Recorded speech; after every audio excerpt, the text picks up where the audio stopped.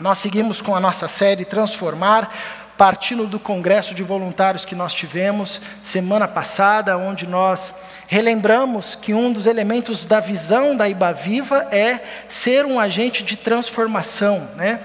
Que Deus nos transforma para sermos instrumentos de transformação, e nós seguimos nessa série. Inclusive eu te encorajo mais uma vez a ouvir os devocionais ao longo da semana que o Israel tem mandado e preparado para a gente, porque é o meio pelo qual a gente também vai fortalecendo esse tema e aprofundando o nosso conhecimento bíblico. Eu quero começar com uma pergunta que você já deve ter feito e já deve ter ouvido, porque é uma pergunta recorrente na história humana, né? O que de fato importa na vida? O que é de fato essencial na existência humana? O que justifica os nossos dias de vida? O que justifica ser concedido para nós uma manhã e uma oportunidade como essa? O que de fato é essencial na vida de uma pessoa? Bom, essa pergunta, ela vem sempre à tona e ela está sempre acompanhando e por vezes assombrando o ser humano. Filósofos já se debruçaram sobre isso, psicólogos e tudo mais, e a gente do povão aqui, que não é nenhum nem outro, a gente também fica refletindo sobre isso constantemente. E obviamente que a Bíblia também tem uma resposta a essa pergunta. E quando nós mergulhamos nas Escrituras, nós vemos que essa resposta, ela tem muitas facetas, ela se apresenta de muitas formas e nos leva a muitas conclusões e caminhos, porém parte de um ponto em comum, de uma resposta comum. E se a gente fosse perguntar para o apóstolo Paulo, qual que é o sentido da vida? Por que a gente vive? Por que Deus concede para nós um dia novo, a cada dia? Paulo traria uma resposta dentro das muitas respostas que ele nos dá, muito interessante, e é o que eu quero ler com você no texto de 2 Coríntios, capítulo 5, do verso 17 ao 21, e engatando aí no capítulo 6, do verso 1 ao verso 2, 2 Coríntios, capítulo 5, a partir do versículo 17. Olha a resposta que nós encontramos aqui nesse texto. Portanto, se alguém está em Cristo, é nova criação. As coisas antigas já passaram. Eis que surgiram coisas novas. Tudo isso provém de Deus, que nos reconciliou consigo mesmo, por meio de Cristo, e nos deu o ministério da reconciliação. Ou seja, que Deus, em Cristo, estava reconciliando consigo o mundo, não levando em conta os pecados dos homens, e nos confiou a mensagem da reconciliação. Portanto, somos embaixadores de Cristo, como se Deus estivesse fazendo seu apelo por nosso intermédio. Por amor a Cristo, suplicamos, reconciliem-se com Deus. Deus tornou pecado por nós aquele que não tinha pecado, para que nele nos tornássemos justiça de Deus. Como cooperadores de Deus, capítulo 6, verso 1, insistimos com vocês para não receberem em vão a graça de Deus. Pois ele diz: eu o ouvi no tempo favorável e o socorri no dia da salvação. Digo que agora é o tempo favorável. Agora é o dia da salvação. Agora, hoje, nesse momento, é o dia da salvação. Vamos orar mais uma vez? Paizinho, acalma o nosso coração. Continue a nos falar, pois o Senhor já nos tem falado por meio dos louvores. Por meio desse encontro, da nossa comunhão, por meio da oração. E agora nós, diante da Tua palavra, desejamos também ouvir a Tua voz. Em nome de Jesus. Amém.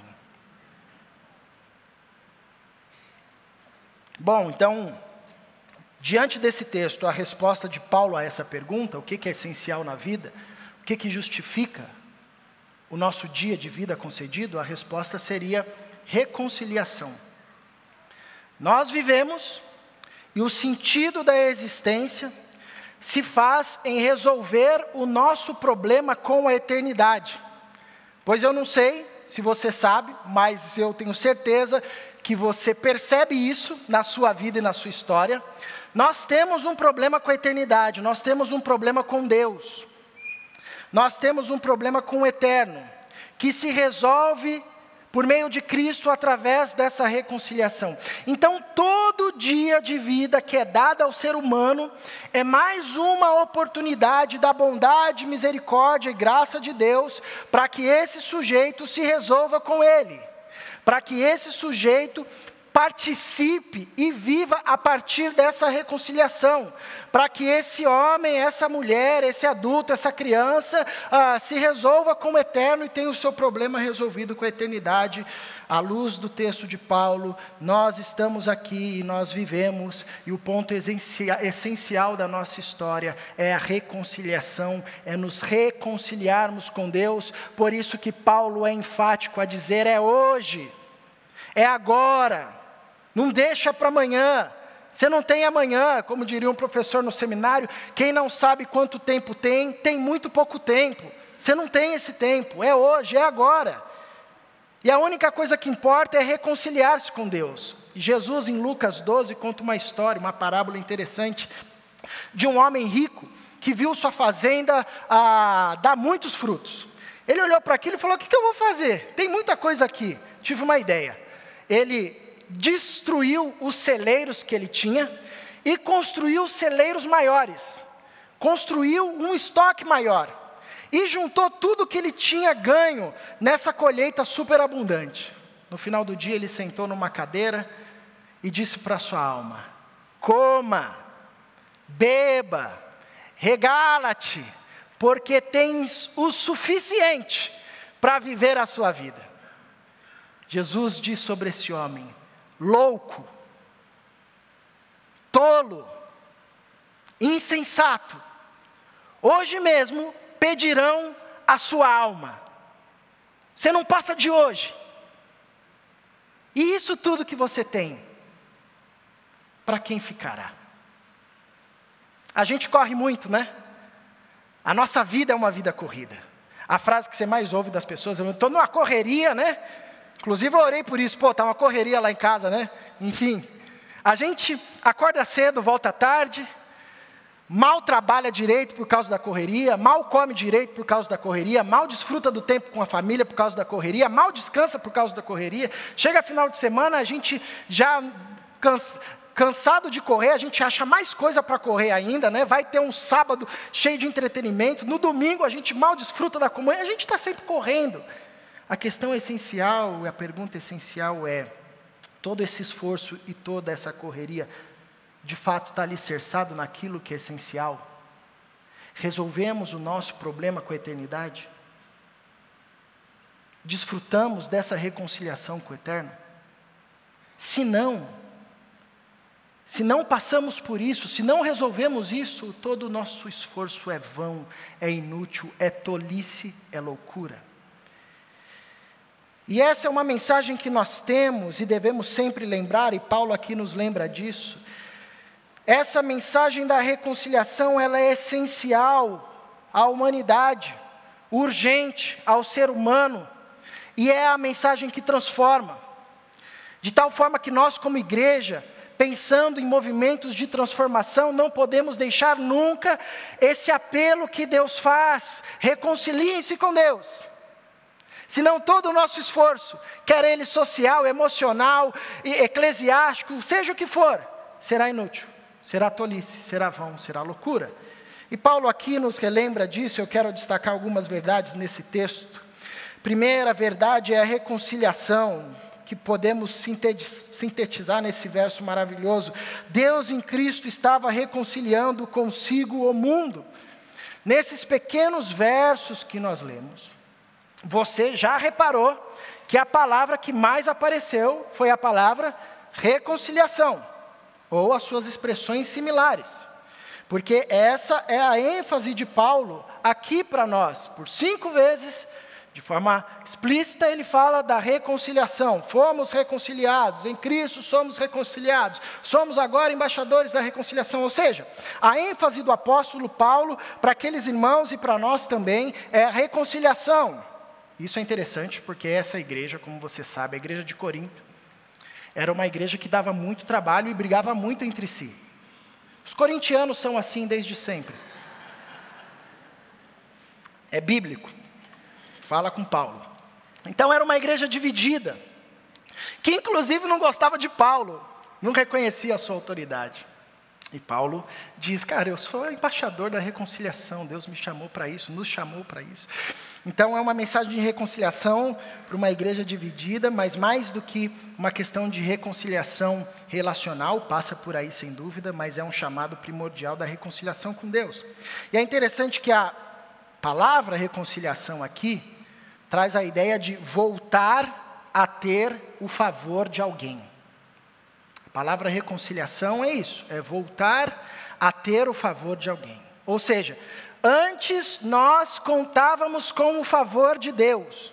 Aconteceu algo na história que nós perdemos esse favor de Deus, deixamos de contar com esse favor de Deus, viramos inimigos de Deus, estamos no estado de inimizade contra Deus. Mas Deus atuou por meio de Cristo Jesus, como Paulo nos diz aqui, e nós agora temos a possibilidade de voltar a ter o favor de Deus. Vale sempre relembrar, como o André bem destacou semana passada, e eu trago aqui Efésios capítulo 1, versículo 4, quando Paulo diz assim, porque Deus nos escolheu nele antes da criação do mundo. Que o plano de Deus para a sua criação, o plano da Trindade, é eterno. É desde antes da fundação do mundo. A gente tem a tendência de olhar para a nossa história e achar que é a única história que existe. Mas existe uma história antes da história. E essa história antes da história é a história da Trindade. O Pai, o Filho, o Espírito Santo em plena comunhão, em plena harmonia, em plena unidade. Em pleno amor. Porque Deus é o amor e o amor transborda, o amor sempre partilha, o amor sempre multiplica, o amor sempre gera. Deus gerou a criação. Deus pensou, planejou. Esse plano é eterno. Como o André bem destacou, Deus não foi pego no susto. Ai, que bicho é esse aqui que anda e fala como a gente? Não, isso tudo foi planejado por Deus. Mas a gente sabe que em Gênesis 1, Deus cria.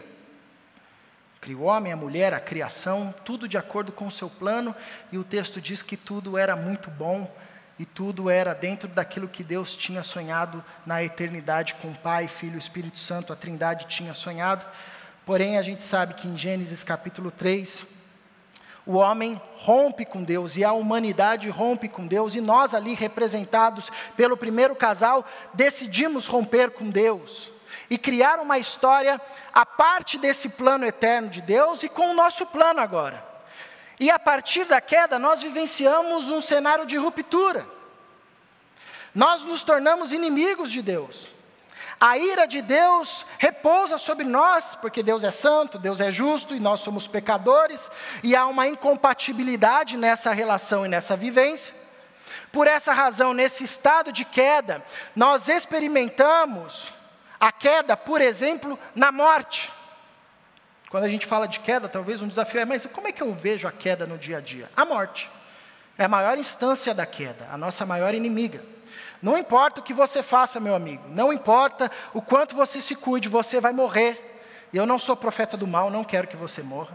Alguns, brincadeira, não quero que ninguém morra, não. Viva bem, né? Mas você vai morrer. Fisicamente, emocionalmente, relacionalmente, estruturalmente, espiritualmente, a gente experimenta a morte em todas as instâncias da vida. E não apenas experimentamos, mas nós tornamos promotores de morte. Onde nós tocamos, morre. É a maldição que persegue as grandes descobertas, né? Descobertas que são pensadas para o bem, se transformam em armas que dizimam populações. Onde a gente toca gera morte. A gente experimenta a morte na ausência, sabe? Essa ausência do coração, que não é satisfeito e saciado com nada, nem com comida, nem com bebida, nem com dinheiro, nem com prata, nem com título, nem com sexo, nem com poder, nem com violência, nem com viagem, nada. Há uma ausência no coração do ser humano. Há um buraco no coração do ser humano, há um vazio no coração do ser humano, que faz com que ele deite à noite no seu travesseiro da NASA e diga: mas ainda falta alguma coisa. A gente vê o aspecto da queda no nosso anseio por algo maior, por uma esperança que é chamada às vezes pelos poetas de esperança tola, de achar que ano que vem vai ser melhor, que amanhã vai nascer um novo dia, que quando os filhos crescerem aí eu vou ter paz, aí vai ser legal. Que quando eu conquistar aquilo, aí sim. Que quando a gente chegar na Lua, aí nós estaremos bem. Não, é quando a gente chegar em Marte, aí a gente vai conseguir. Não, é quando a gente for em Saturno. Quando a gente sair dessa galáxia. Há no coração do ser humano um desejo pela transcendência. Por sair de si, por algo maior, como diz falecido J Quest, quero um amor maior que eu. Que não encontra correspondência em nada nessa vida, por melhor que sejam as coisas dessa vida. Então nós temos um plano eterno, a criação formada a partir desse plano eterno, a ruptura que marca a nossa história. Agora o apóstolo Paulo vem nos lembrar que a gente não precisa ficar nesse quadro da queda. E que a gente não precisa mais viver nesse estado de ruptura, porque Deus providenciou redenção. A história não termina com queda, porque o plano eterno de Deus foi pensado antes da fundação do mundo. O sacrifício do Cordeiro já era conhecido antes da criação. Como bem o André colocou, antes de Deus dizer haja luz, ele disse haja cruz. O sacrifício é que sustenta tudo, o sacrifício é que cuida tudo, o sacrifício é que faz manutenção de tudo. Não existe nenhum ser humano, nenhuma planta, nenhuma molécula que não esteja aqui por causa do sacrifício sustentador de Jesus. Mas o sacrifício de Jesus é também redentor. Ele não apenas sustenta e cria plataforma, como ele redime, ele transforma, ele traz de novo para a essência, ele reconcilia, ele faz com que aquele que abraça e acolhe esse sacrifício tenha novamente o favor do Pai.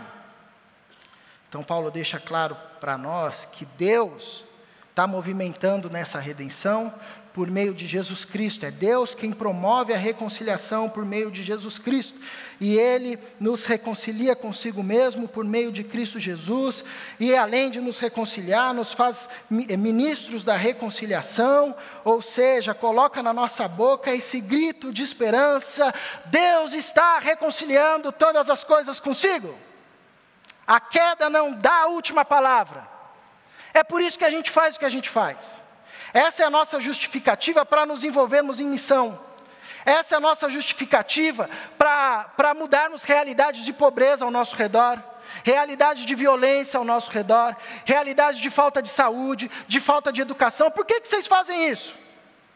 Porque nós estamos a todo tempo dizendo para o mundo: Deus está reconciliando todas as coisas, a queda não dá a última palavra.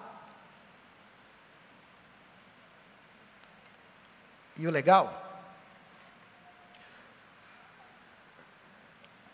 é que essa reconciliação já está dada por parte do Pai. Deus nos reconciliou consigo mesmo por meio de Cristo Jesus. Não é algo que Ele ainda vai fazer. Não é algo que Ele está esperando. Vamos esperar o Caleb aqui, ó. Quando o Caleb parar de fazer aquilo, aí a gente vai acertar. Não. Já é algo que está dado. Em Cristo, o muro que nos dividia com Deus foi derrubado. O véu foi rasgado. O caminho está posto e aberto. Da parte de Deus, essa obra de reconciliação já está feita. Deus montou o seu banquete de amor e disse: venham. Então não tem mais problema com Deus. O problema é nosso. Porque a gente não consegue ver isso. E quando eu digo a gente, eu digo de gente que caminha com Jesus.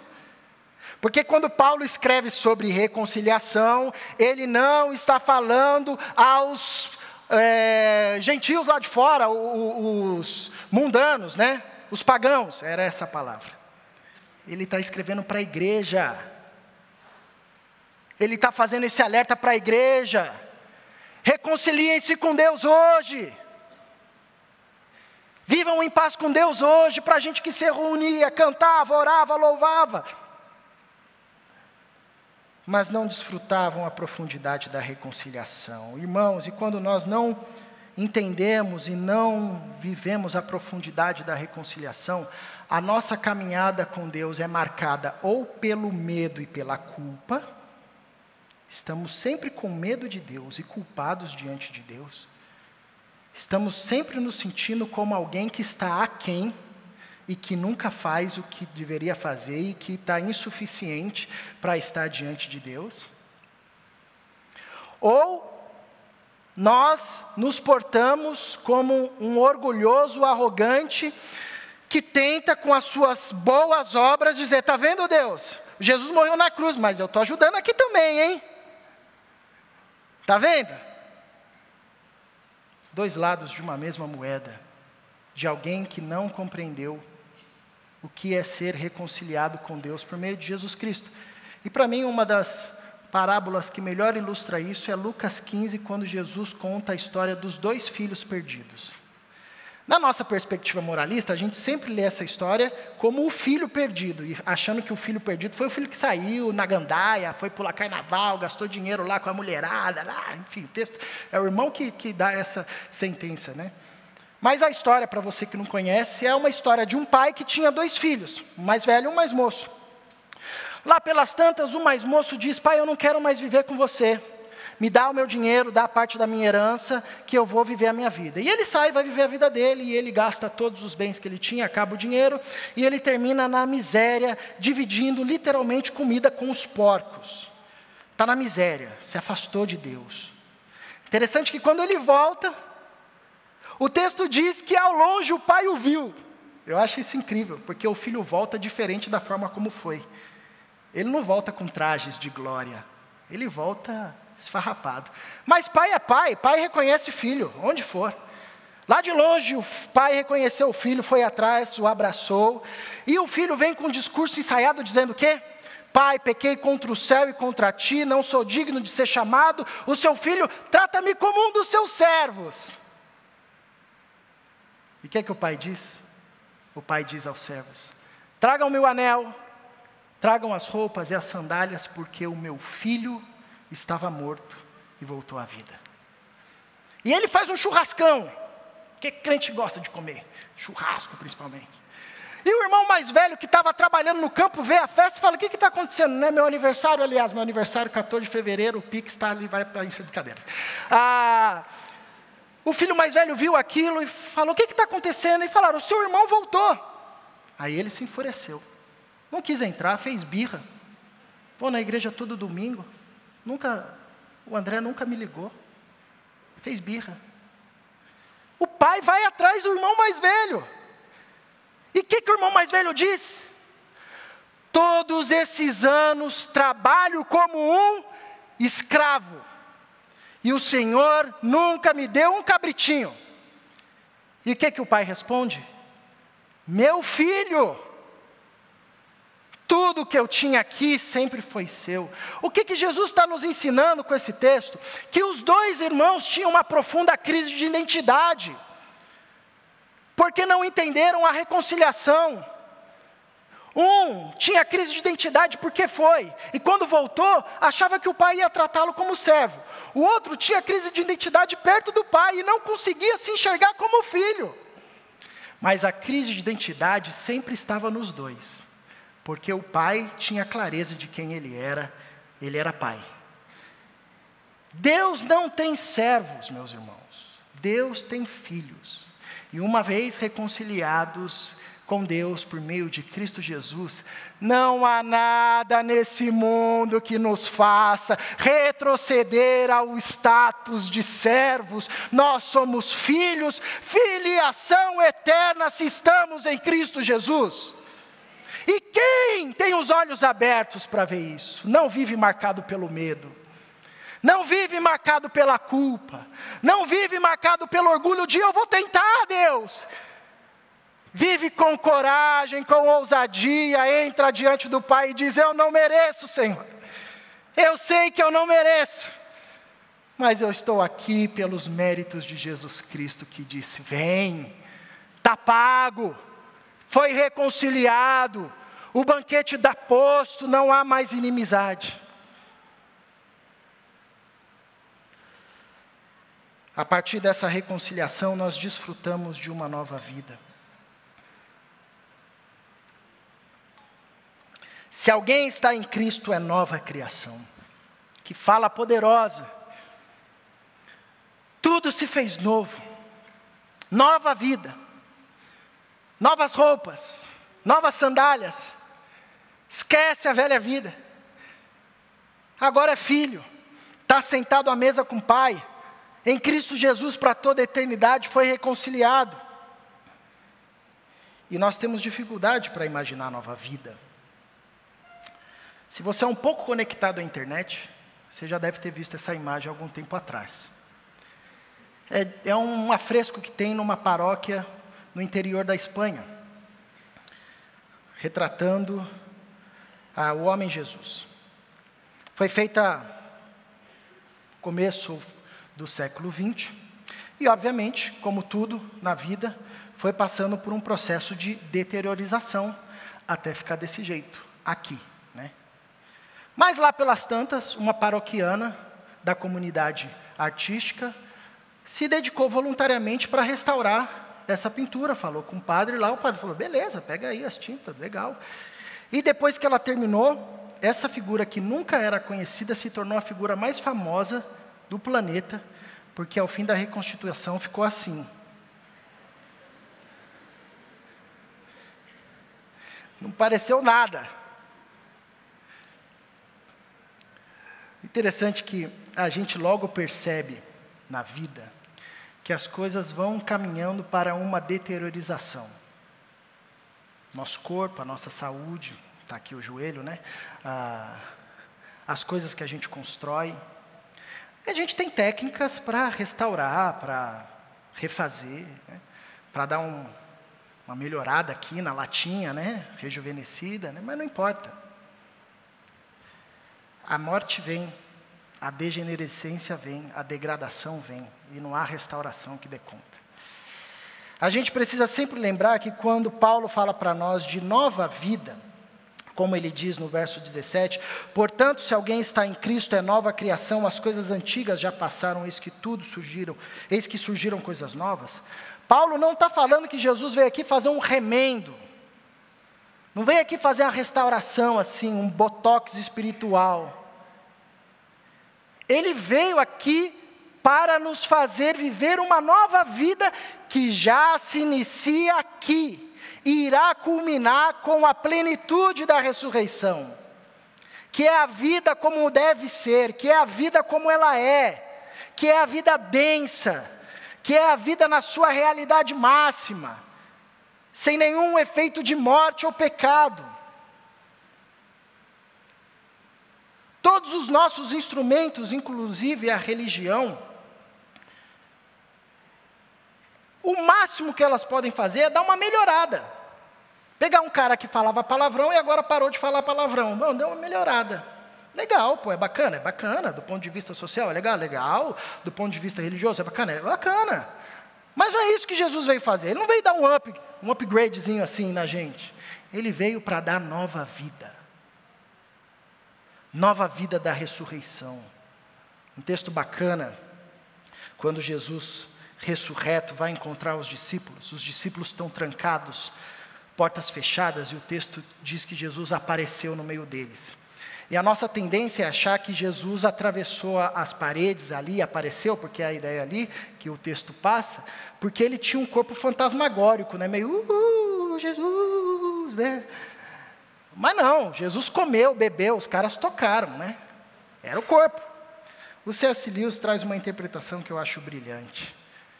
O C.S. Lewis diz que o que era fantasmagórico era a parede, porque o corpo da ressurreição é o que é real, é o que é denso, é o que é vida, é o que é verdadeiro, é o que é para toda a eternidade, é o que não pode mais ser desfacelado ou desmanchado por nada. É essa nossa nova vida que Deus nos dá em Cristo Jesus e já está à nossa disposição aqui e agora. Será consumada na volta do Cristo, mas já está aqui à nossa disposição. Por isso as coisas antigas ficaram para trás. Ninguém precisa mais ser escravo do seu passado. Você não precisa mais ser definido pelos seus medos, pelos seus traumas, pelo que os seus pais falaram que você era, o que você não era, o que a sociedade disse, enfim. Nós agora vivemos a partir de coisas novas, do que Deus diz para nós em Cristo Jesus. E Deus diz para nós em Cristo Jesus que somos filhos amados de Deus, salvo em Jesus Cristo. Isso basta, essa é a nossa identidade. Agora, Paulo é enfático em dizer que se estamos em Cristo, e essa é uma expressão paulina que se repete muitas vezes. Se alguém está em Cristo, permanecer em Cristo, essa ideia de estar em Cristo é um conjunto de ações que significa primeiro crer em Cristo. Se eu creio que Jesus Cristo veio, viveu, morreu e ressuscitou, e fez isso em meu lugar, se a minha certeza e convicções inabaláveis se apoiam nessa verdade, eu estou em Cristo. O fato de crer em Cristo me conduz a uma outra ação que é depender do Cristo. Jesus Cristo torna o centro do meu viver. Eu não posso, Senhor, mas Cristo pode, pela força do Cristo, agora eu posso. Eu não sei, Senhor, mas Cristo sabe, pela força do Cristo, eu também posso saber. Eu não consigo, Senhor, mas Cristo conseguiu, e pela força do Cristo eu posso conseguir. Estar em Cristo é depender do Cristo. Estar em Cristo é obedecer o Cristo. Ele é o meu Senhor, é o meu Salvador, é o meu Mestre. Isso significa que eu não dou um passo sem antes perguntar a Jesus: é isso que o Senhor quer? Jesus, é isso que o Senhor faria? Jesus, é isso que o Senhor fez? Eu obedeço a Cristo. Estar em Cristo também significa se relacionar com Cristo. Nasce no meu coração uma fome e uma sede de Jesus Cristo. E a todo tempo eu tenho interesse em ouvir a sua voz, em falar com o Senhor, em ouvir a sua voz por meio da palavra, por meio da comunhão com os irmãos, em falar com o Senhor por meio das orações, por meio do serviço, por meio da relação comunitária, enfim, nasce no meu coração agora um desejo profundo de me relacionar com o Senhor. Não com uma força aí que está rondando, com uma energia, não, com Cristo que venceu a morte, está centrado ao lado do Pai, e é uma pessoa e se relaciona conosco de forma pessoal. Isso é estar em Cristo. Se estamos em Cristo, então somos nova criação. As coisas antigas já se passaram, eis que surgiram coisas novas. E por estarmos em Cristo, além da reconciliação, além da nova vida, que já são coisas incríveis, o Pai em Cristo também nos dá uma nova razão de ser, e uma nova forma de fazer as coisas, e uma nova razão pela qual existir. Resolvemos o nosso problema com a eternidade, certo? Está tudo certo. Estamos no banquete eterno do amor do Pai. E agora? Vamos ficar sentados aqui, coma, regala-te? Não. Agora nós somos chamados com uma nova vocação para o mundo. Nosso ser foi transformado. E agora o nosso fazer é transformado. Porque vale lembrar que fazer, sem ser, não vale. Faz coisas boas se transformarem em instrumento de morte. É necessário antes ter o ser transformado, a nova vida transformada. E essa nova vida não é só uma caixinha da espiritualidade no nosso coração. Essa nova vida transborda, muda a nossa forma de pensar, a nossa forma de ver, a nossa forma de falar, a nossa forma de agir, a nossa forma de trabalhar, como a gente tem abordado aqui ao longo do tempo. Então, Deus em Cristo nos reconcilia, nos dá uma nova vida e nos dá um novo ministério. No mundo da igreja, essa é uma pergunta muito comum. Pastor, qual que é o meu ministério? Você já deve se perguntado isso, né? Ouviu essa pergunta. Qual que é o meu ministério? Nós temos muitos ministérios em comum. E um desses ministérios em comum é o ministério da reconciliação. Está aí. Você estava sem saber qual era o seu ministério, tem um que é o primordial, base de todos. É o ministério da reconciliação, pelo qual nós fazemos todas as outras ações. Isso significa dizer que tudo que a gente faz tem que passar pela pergunta: isso reconcilia? Isso gera reconciliação? Ou isso gera divisão? Gera ruptura, levanta mais muro, em todos os aspectos. Porque o nosso ministério basilar é o ministério da reconciliação. Nós saímos de um estado de queda separados com Deus, pela redenção em Cristo Jesus fomos reconciliados com Deus, e agora reconciliados com Deus, tendo uma nova vida, nos tornamos embaixadores de Cristo. Somos embaixadores. O embaixador representa um reino, representa um país, representa o Senhor. É isso que nós nos tornamos agora, representantes de Deus na terra. Quando você ouvir alguém falando assim: eu não vejo Deus, eu quero ver Deus, você diz: olha para mim. Olha aqui para mim, eu sou embaixador de Deus. Sou embaixador do reino de Deus. Olha para a igreja. Olha para nós. Que você vai ver uma forma, uma face de Deus por meio do seu povo. Nós nos tornamos embaixadores de Cristo e esse se tornou o nosso ministério. Portanto, se somos embaixadores de Cristo, somos embaixadores de Cristo, como se Deus estivesse fazendo o seu apelo por nosso intermédio. Por amor a Cristo suplicamos. Paulo está falando isso para a igreja. Por amor a Cristo suplicamos. Reconciliem-se com Deus. Apropriem-se dessa reconciliação em Cristo Jesus. A figura do embaixador nesse contexto era uma figura conhecida do Império Romano. Roma tinha pelo menos 2 tipos de província. Uma província que tinha se submetido pacificamente a Roma, está tudo certo. E as províncias que eram mais um barril de pólvora, que não tinham se submetido a Roma. A essas províncias que estavam em ruptura com Roma, Roma enviava um embaixador. E o embaixador chegava lá com o propósito de reconciliar essa província com Roma. Mas não era uma reconciliação pacífica, né? O embaixador chegava lá falando o seguinte: eu estou com um exército aí. Se eu não baixar a bola aqui, meu amigo, a gente vai entrar, vai matar tudo e acabou. Tudo certo? Não, está tudo certo. Então estamos reconciliados. Bom, né? Não é disso que a Bíblia, essa reconciliação que a Bíblia traz, porque a reconciliação que Deus opera no nosso meio e nos dá a possibilidade de desfrutar é o contrário, é o Deus que se faz carne, que se esvazia, que se dá como sacrifício, né? Não é o Deus que mata, mas é o Deus que morre. E Paulo diz que agora em Cristo nós nos tornamos embaixadores de Cristo. Num primeiro momento, ele está aqui se referindo aos apóstolos, diante de uma igreja que recusava aceitar isso, mas dizendo: cara, a gente não está aqui para ganhar dinheiro, a gente não está aqui, vocês veem a nossa conduta, nós estamos aqui para dar esse grito urgente: reconciliem-se com Deus. Agora, isso não se limita àquele período histórico, isso se expande a nós. Essa é a nossa mensagem. Nós somos embaixadores de Cristo e nós temos uma mensagem que é a mensagem da reconciliação. Para um mundo em ruptura, em inimizade com Deus, para uma província como o nosso mundo que está em inimizade com Deus, nós somos enviados como embaixadores para dizerem: Deus, está tudo certo. Deus montou o banquete, o muro foi derrubado, o caminho está reconstruído. Em Cristo, se estamos em Cristo, nós podemos desfrutar dessa reconciliação. Nós anunciamos isto no ponto de vista espiritual.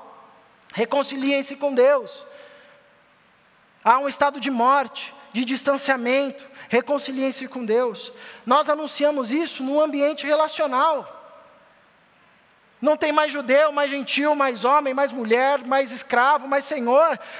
Cristo é um em todos. Nós reconciliamos isso do homem consigo mesmo. Nas nossas muitas crises e divisões internas, Cristo, o Espírito Santo, é aquele que, sondando as profundezas do nosso ser, molda-nos ao caráter de Jesus. Nós reconciliamos isso para a criação, para um mundo onde o homem está em inimizade com a criação, com a natureza. Nós agora nos tornamos como pregadores, embaixadores da reconciliação na forma como nos relacionamos com o mundo. Esse é o nosso ministério e a nossa vocação. E por essa razão o apóstolo Paulo termina com um grito urgente.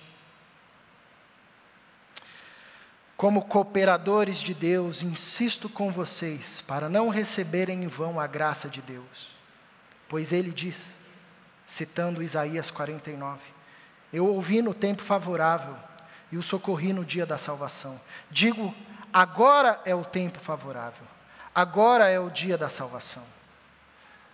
Se essa é a mensagem que transforma, a mensagem da reconciliação, de que Deus está reconciliando consigo o mundo, não levando em conta as nossas transgressões, mas Cristo se fez culpa, mas Cristo se deu como oferta agradável para que a gente vivenciasse e desfrutasse dessa reconciliação.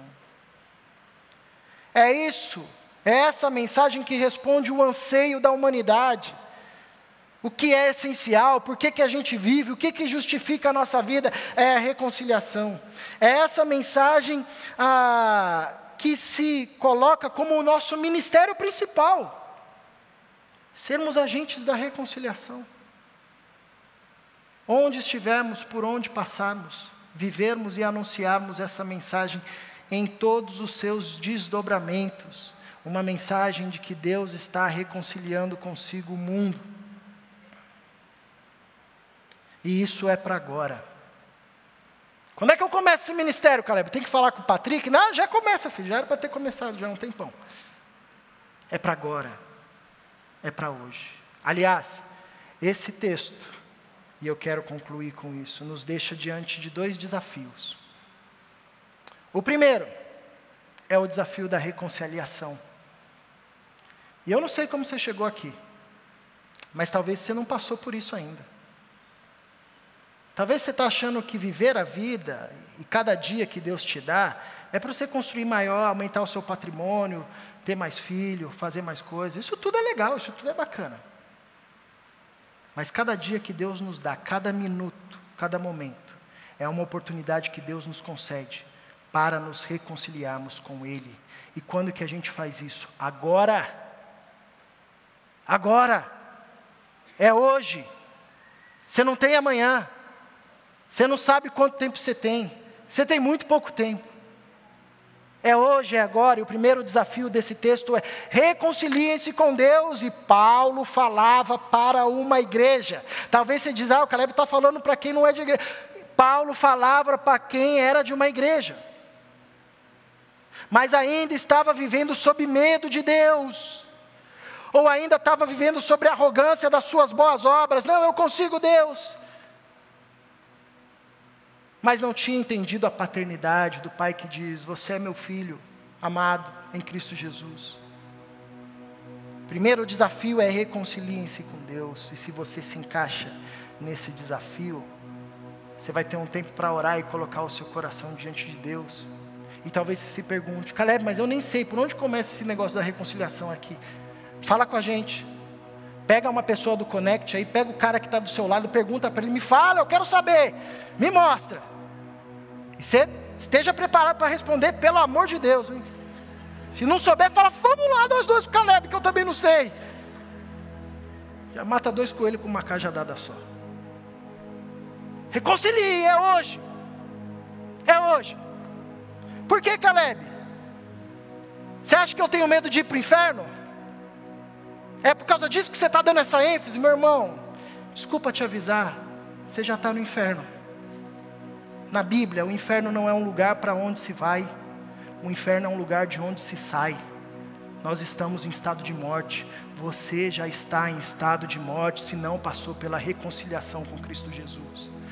Sabe, essa angústia do seu coração, esse vazio, essa fome, essa impulsividade, esse medo, essa culpa que assola o seu coração, isso é falta da reconciliação que nós desfrutamos com Cristo Jesus. Por isso é o apelo de Paulo. Ele nem fala de inferno, mas ele fala do privilégio, da bem-aventurança de viver nesse banquete de amor com o Pai, sabendo que nem morte, nem profundidade, nem principado, nem sofrimento, nem perseguição, nada nos afasta do amor de Deus manifesto em Cristo Jesus. Que paz, que alegria viver assim, que alegria viver sabendo que Deus nos acolhe em Cristo Jesus. Um segundo depois que nós pecamos, um segundo depois que nós negamos, não pelos nossos méritos, mas porque quando Jesus nos olha, a justiça de Deus se manifesta sobre aqueles que estão em Cristo. E isso diz para Deus: esse está certo, deixou de ser servo, tornou-se filho, está com a sandália, está com as roupas, está com o anel, é filho. O primeiro convite é a reconciliação.